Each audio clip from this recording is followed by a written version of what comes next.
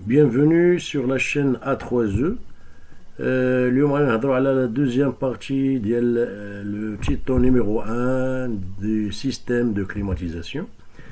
Alors la partie غادي نهضروا فيها على le mode de classement des systèmes de climatisation. Donc le premier mode de classement, c'est le fait de desservir un ou plusieurs locaux. C'est-à-dire, est-ce qu'il s'agit d'une climatisation individuelle ou système décentralisé, ou là il s'agit d'une climatisation commune avec un système ou un système centralisé.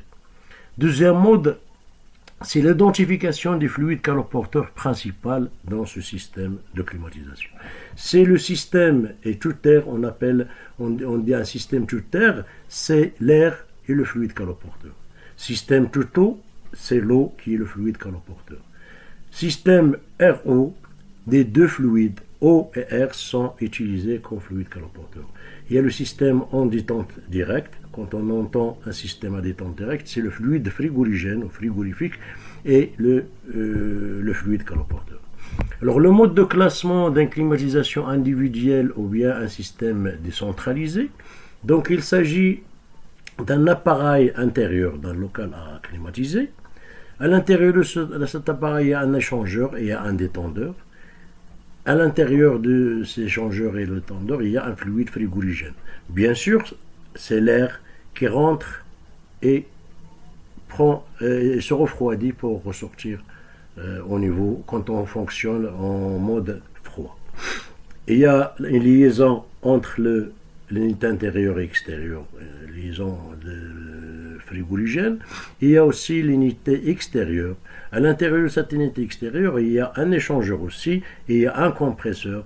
Et c'est l'air qui passe pour dissiper la chaleur prise du local vers l'extérieur. Alors, on parle toujours dans la climatisation unité intérieure, unité extérieure. C'est un peu différent que quand il s'agit d'une installation de froid. Donc on parle d'un évaporateur à l'intérieur et un condenseur à l'extérieur, mais quand il s'agit de climatisation, et tant que peut faire fonctionner ce système, il est réversible, donc il peut fonctionner chaud et froid. Donc quand il fonctionne en mode froid, donc ça c'est un évaporateur, mais quand il fonctionne en mode chaud, donc ça, il devient condenseur. Donc le rôle de l'évaporateur et du condenseur s'inverse grâce à une 24 voies. Donc c'est pour cela qu'on a l'habitude de parler d'unité intérieure et extérieure pour une climatisation réversible. Alors pour le mode de classement climatisation commune ou bien système décentralisé, donc il s'agit d'une centrale de traitement d'air et il y a un groupe de production de chaud et un groupe de production de froid qui sont reliés bien sûr, le groupe de production chaud est relié à une batterie chaude et le groupe de glacé est relié à une batterie froide. Et sur cette centrale-là, il y a la centrale de traitement d'air. Il y a aussi d'autres composants, par exemple des filtres et des humidificateurs.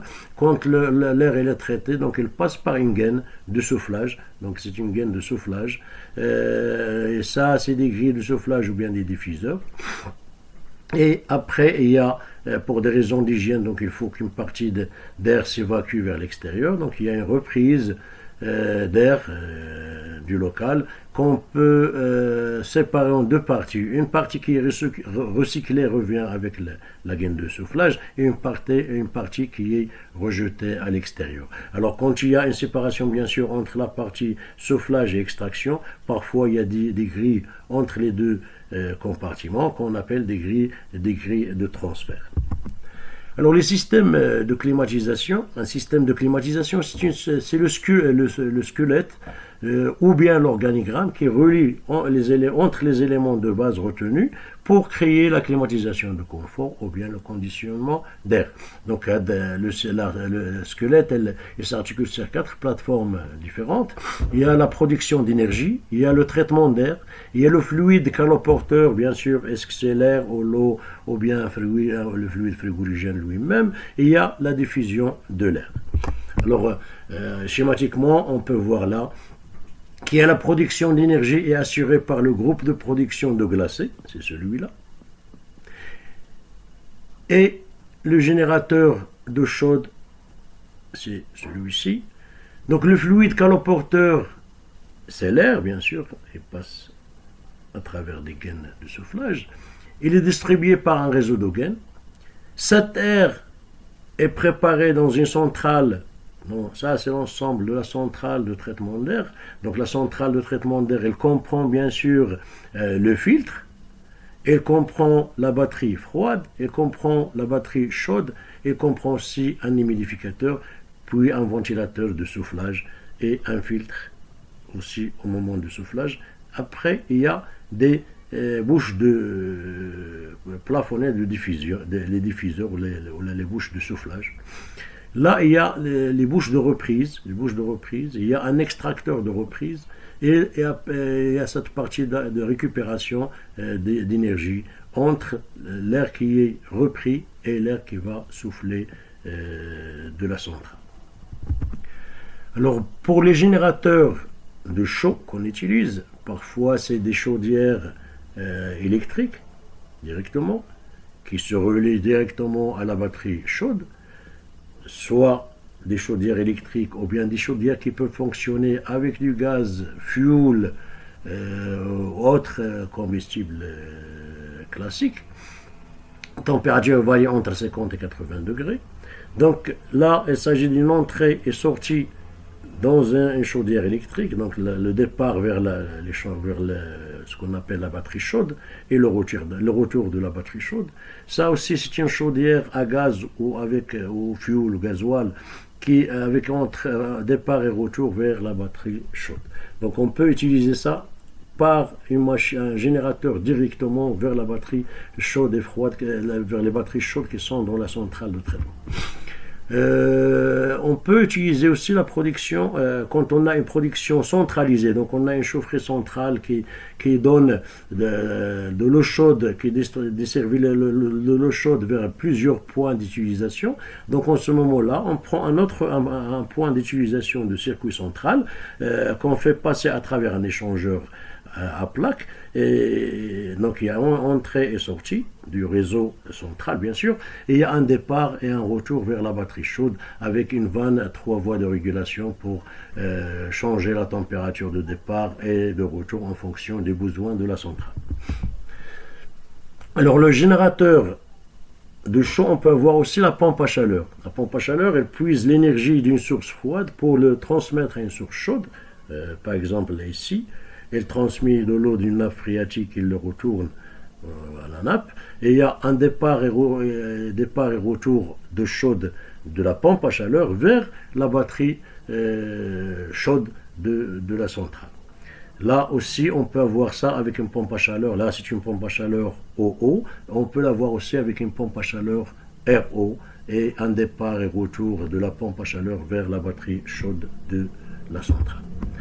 On peut aussi prendre la chaleur aussi à travers un groupe de transfert. Si on a un groupe frigorifique quelque part, on peut créer un condenseur à eau de récupération de chaleur, et sur ce condensateur-là, on fait un départ et un retour vers la batterie chaude.